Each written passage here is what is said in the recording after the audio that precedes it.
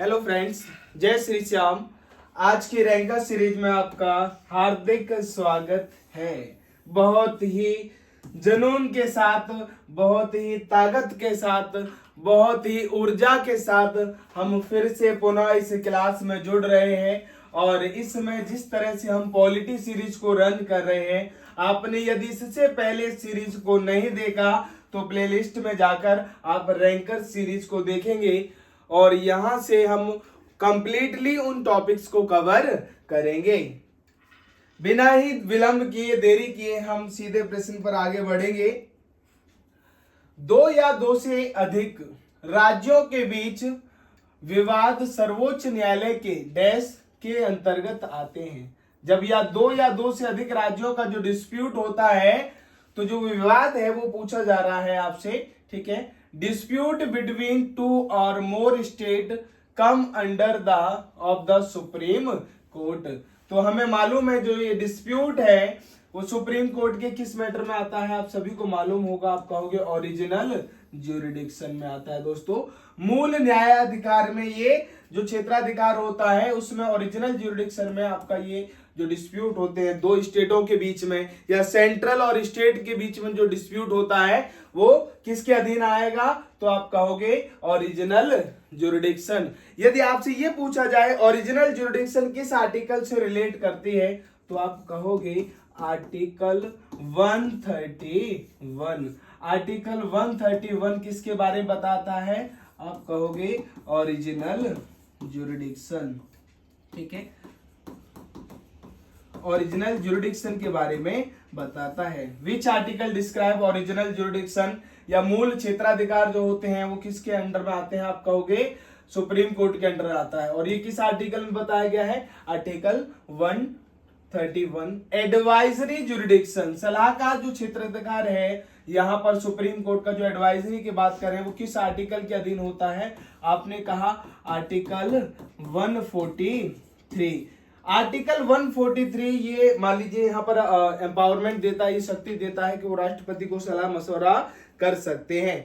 Next हम बात करते हैं एपीलेट ज्यूरिडिक्शन की। तो जब हम एपीलेट ज्यूरिडिक्शन की बात करते हैं, अपीली न्यायिक क्षेत्र की बात करते हैं, तो ये आर्टिकल 133 में बताया गया है। किसमें बताया गया है, 133। Highest appellate court of the India, then answer will be Supreme Court. Highest appellate जो कोर्ट है, जो न्यायिक क्षेत्र वो किसके पास आता है, सुप्रीम कोर्ट के आता है। उससे आगे आप नहीं जा सकते। आपको प्रश्न क्या पूछा गया है, जैसा कि आपसे अभी तक नहीं बोला गया है, यदि आप क्लास को देख रहे हैं तो जनरल स्टडी क्लाइम को आप ज्यादा से ज्यादा शेयर करें, जिससे तमाम वो बच्चे जो तैयारी कर रहे हैं, जो जीएस के बारे में उन्हें एक अच्छा कमांड बनाना है। और वही आपको पता है, यही जो फैक्टर है जीएस का, जो जीके का फैक्टर है, ये आपकी सिलेक्शन में सबसे इंपॉर्टेंट प्ले रोल करता है।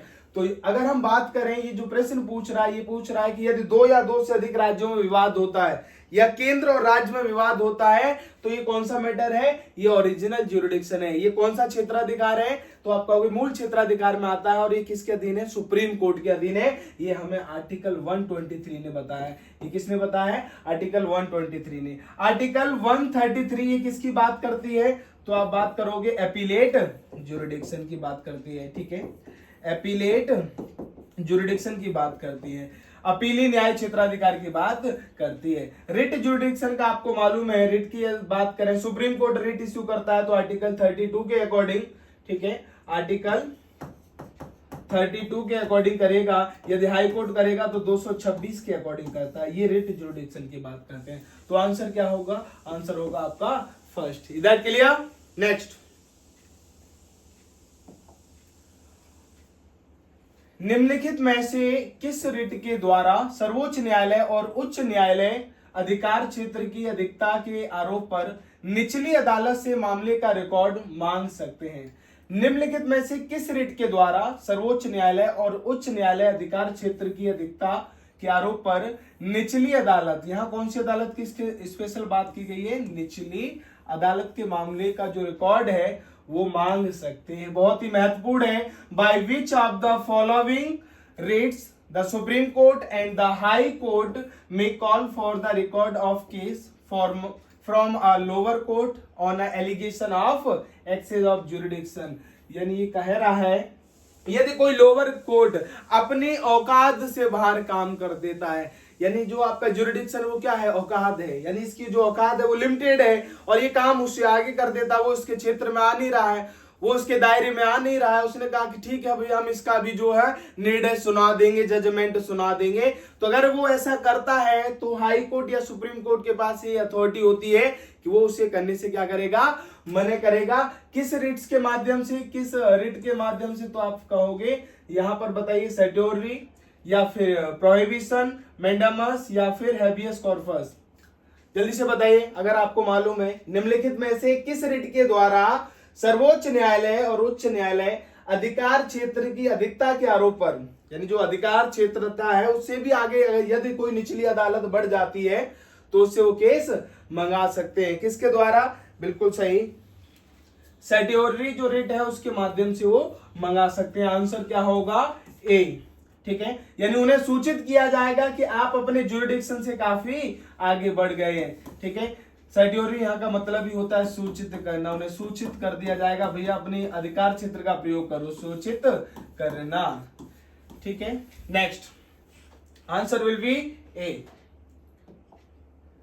यदि आपसे यहां पूछा जाए कि जो आपका सुप्रीम कोर्ट है, सुप्रीम कोर्ट आपका दोस्तों जो है वो रिट्स इशू करता है आर्टिकल 32 के अकॉर्डिंग, और यहां पर यदि हम हाई कोर्ट की बात करें, दो ही न्यायालयों में भारत में रिट्स इश्यू करने का अधिकार है, सुप्रीम कोर्ट और हाई कोर्ट। हाई कोर्ट किस अनुच्छेद के तहत करेगा, तो आप कहोगे article 226।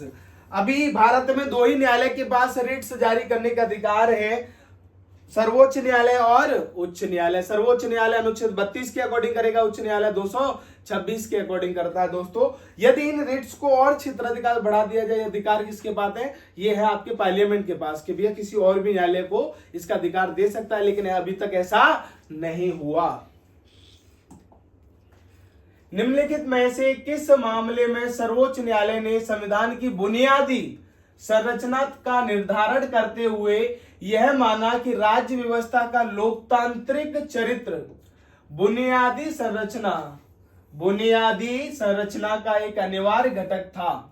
In which of the following cases the supreme court while laying out the basic structure of the constitution held that the democratic characters of the polity was an essential components of the basic structure, यानी कि जो आपका democratic character of the polity है वो N essential component of the basic character.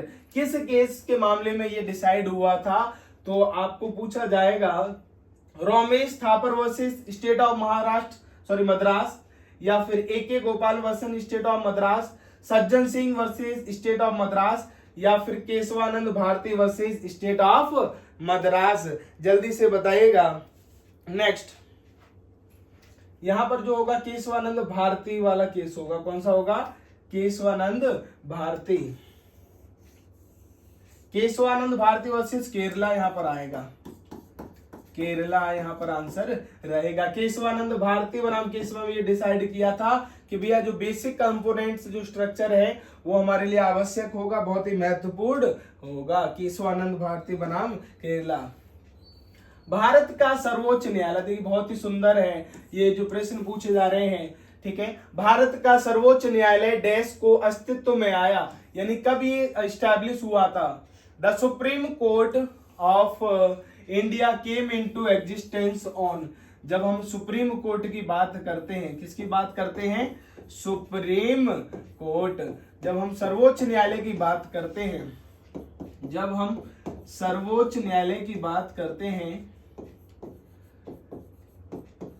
जब हम सर्वोच्च न्यायालय की बात करते हैं तो हमें मालूम है ये हमारे संविधान में पार्ट 5 में बताया गया है, संविधान के भाग 5 में इसको बताया गया है। और ये किस आर्टिकल से रिलेट करता है, तो आप कहोगे आर्टिकल 124 से लेकर 147 तक इसके बारे में प्रावधान बताए गए। सर्वोच्च न्यायालय से संबंधित कौन से अनुच्छेद हैं? तो आप कहोगे 124 से लेकर आपके 147 तक जो प्रावधान बताए गए। किस भाग में बताए गए? भाग 5 में बताए गए सुप्रीम कोर्ट से। सभी को मालूम है, यदि आपसे पूछ लिया जाए सर्वोच्च न्यायालय का जो है इनॉग्रेटेड कब हुआ, उद्घाटन यहां पर माना जाता है, तो वो माना जाता है 28 जनवरी, ठीक है, 28 जैन 1950 को माना जाता है। 28 जनवरी 1950 को सर्वोच्च न्यायालय का क्या हुआ?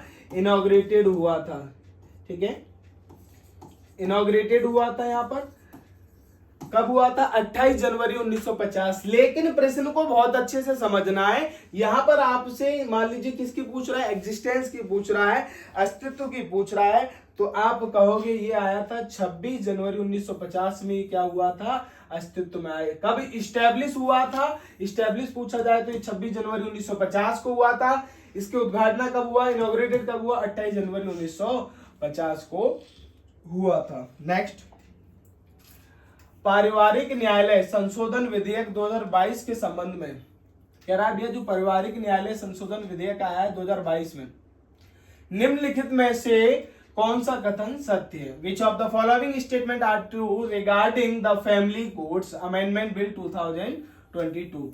इनमें पूछा गया the family courts bill was introduced in Lok Sabha on 18 July 2022। The bill amends the family courts act 1984। कौन सा यहां पर बात कर रहा है? या फिर हम बात करेंगे the act allows state government to establish family court, या लास्ट है the act is not applicable in Punjab and Tamil Nadu. इसमें कौन से कथन सही है? किससे रिलेटेड? आपके फैमिली कोर्ट से, पारिवारिक न्यायालय से, जो 2022 में इसमें अमेंडमेंट हुआ है, संशोधन हुआ है। तो ये कौन सा सही रहेगा, तो इसके बारे में बात करेंगे। तो आपने कहा ए, बी और सी, ए, बी और सी। डी क्या है? सही नहीं है। First is the right answer. The family court amendment bill was introduce इन लोकसभा 18 जुलाई, बिल्कुल सही है। 18 जुलाई 2022 को इंट्रोड्यूस हुआ था लोकसभा में जो बिल था। The bill amend the family courts act 1984। इससे पहले जो फैमिली कोर्ट एक्ट चल रहा था वो 1984 चल रहा था। इसमें संशोधन किया गया है 2022 में। कब संशोधन हुआ है? 2022 में संशोधन हुआ है, ये भी सही है। The act allows state government to establish family court, और इस एक्ट में ये परमिशन दी गई है कि राज्य सरकारों के पास ये अधिकार होगा कि वो फैमिली कोर्ट एस्टैब्लिश कर सकेंगे। किस अमेंडमेंट के तहत? 2022 के तहत। Is that clear? नेक्स्ट, बहुत ही इंपॉर्टेंट क्वेश्चन है। उम्मीद है अभी तक आप इस क्लास को शेयर कर चुके होंगे और फॉलो सब्सक्राइब जरूर करें। यही आपको जो बदले में जो गुरु दीक्षा है, भारत में पहला उच्च न्यायालय डैश में स्थापित किया गया था। The first high court in India was establish in, सभी को मालूम है कब स्टैब्लिश हुआ था? सर ये तो 1862 में हुआ था, ठीक है। 1862 में जब हम बात करें तो यहां पर किस एक्ट के अकॉर्डिंग? तो आप कहोगे हमने कहा कैलकाटा। किस हाई कोर्ट की बात कर रहे हैं? Calcutta high court. Calcutta high court establish हुआ था, ठीक है, according high court act, according high court act 1961, according high court act 1961। 1961 का जो हाई कोर्ट एक्ट था उसके अकॉर्डिंग इसे स्टैब्लिश किया गया है। नेक्स्ट, इसके बाद बॉम्बे कोर्ट स्टैब्लिश हुआ था। इसके बाद कौन हुआ था? बॉम्बे हाई कोर्ट, और उसके बाद हुआ था मद्रास हाई कोर्ट। ये दोनों हाई कोर्ट इसके बाद फिर से स्टैब्लिश हुए। इनका भी एक्ट सेम था 1961। नेक्स्ट, पहले कैलकाटा, देन बॉम्बे, देन मद्रास। तो भारत में पहला उच्च न्यायालय 1862 में स्टैब्लिश हुआ था, ठीक है, 1862 में। किस एक्ट के माध्यम से? High court act 1961। निम्नलिखित में से किस मामले में भारत के सर्वोच्च न्यायालय ने संविधान की मूल संरचना के सिद्धांत का प्रतिपादन किया? In which of the following cases did the supreme court of India pronounce the theory of the basic structure of the constitution? यानी कि जो बेसिक स्ट्रक्चर की बात कर रहे हैं, जो बुनियादी जो ढांचा है, उसकी यदि बात करें किस केस में क्लियर हुआ, तो आप कहोगे केशवानंद भारती केस, जो कि 1973 में हुआ था। ये इसमें डिक्लेयर कर दिया गया था कि भैया आप संविधान में कहीं पर भी अमेंडमेंट कर सकते हो, चाहे वो प्रियम्बल हो, फंडामेंटल राइट्स हो या ड्यूटी, जो भी है आप संशोधन कर सकते हो, लेकिन आप उसका जो बेसिक कंसेप्ट है, जो बुनियादी जो ढांचा जो पहले से है, उसको पूर्ण रूप से हटा नहीं सकते। ये किस में क्लियर हुआ? केशवानंद भारती केस में, जो क्लियर हुआ था 1973 में। नेक्स्ट आगे बढ़ेंगे। भारतीय न्यायपालिका की संरचना क्या है? न्यायपालिका के बारे में पूछा गया है। What is the structure of the Indian judiciary? दो बेसिक स्ट्रक्चर की पूछा जा रहा है, तो भैया 1 टायर, 2 टायर, 3 टायर, आपने कहा 3 टायर माना जाता है। ठीक है, कैसा स्ट्रक्चर माना जाता है? 3 टायर। टॉप पर कौन होता है? सुप्रीम कोर्ट, सर्वोच्च न्यायालय। सुप्रीम कोर्ट, सर्वोच्च न्यायालय टॉप पर यहां पर माना जाता है। Then high court, high court, और हाई कोर्ट के बाद यदि तीसरे लेवल की बात करेंगे तो वो होगा आपका सेशन कोर्ट, सेशन कोर्ट। ठीक है, किसकी बात करेंगे? 3 लेयर होता है, सुप्रीम कोर्ट, हाई कोर्ट और सेशन कोर्ट। नेक्स्ट, यहां पर सुप्रीम कोर्ट आर्टिकल 124 के अकॉर्डिंग बताया गया है। हाई कोर्ट की बात करूं 214 के अकॉर्डिंग बताया गया है। यदि सेशन कोर्ट की बात करूं किस आर्टिकल में बताया गया है, तो ये बताया गया 141। 3 न्यायालय होंगे, supreme court according article 124, high court article 214, session court 14, article 141, sorry article 141 में बताया गया। तो 3 टायर है। बेसिकली इंटीग्रेटेड बेस होता है, इंटीग्रेटेड बेस जो हमारा जुडिशरी सिस्टम है। ठीक है, नेक्स्ट, सर्वोच्च न्यायालय का निम्नलिखित में से कौन सा क्षेत्राधिकार उसे केंद्र और राज्य के बीच, राज्यों के बीच विवादों को निपटाने की अनुमति देता है? कहता है भैया सर्वोच्च न्यायालय का कौन सा ऐसा क्षेत्राधिकार है, कौन सा ऐसा जुरिडिक्शन है सुप्रीम कोर्ट का, जो अलाउ करता है settle dispute between the centre and state among state, या तो 2 राज्यों के बीच में या केंद्र और राज्यों के बीच में यदि कोई डिस्प्यूट होता है, तो ये कौन सा होता है? ओरिजिनल। अभी हमने बात किया था, ओरिजिनल जुरिडिक्शन होता है, और ये आर्टिकल 131 में बताया गया। किसमें बताया गया है? 131 में। एपिलेट आर्टिकल 133 में बताया गया है। ठीक है, यदि हम बात करें एडवाइजरी की, आर्टिकल 143 में बताया गया है। क्लियर? नेक्स्ट, सर्वोच्च न्यायालय के उच्च न्यायालय के न्यायाधीशों को संसद द्वारा हटाया जा सकता है। सर्वोच्च न्यायालय के उच्च न्यायालय के न्यायाधीशों को, दोनों ही, चाहे वो हाई सुप्रीम कोर्ट के जज हो या हाई कोर्ट के जज हो, दोनों को, न्यायाधीशों को संसद द्वारा हटाया जा सकता है। Supreme court of high court जज can be removed by parliament, simple majority या फिर 2/3 मेजोरिटी या स्पेशल मेजोरिटी या बोथ सिंपल एंड 2/3 मेजोरिटी। किस मेजोरिटी के साथ हटाया जा सकता है, जल्दी से बताइएगा। तो आप कहोगे स्पेशल मेजोरिटी। यहां पर जो वर्क है वो किसका होगा? स्पेशल मेजोरिटी के साथ।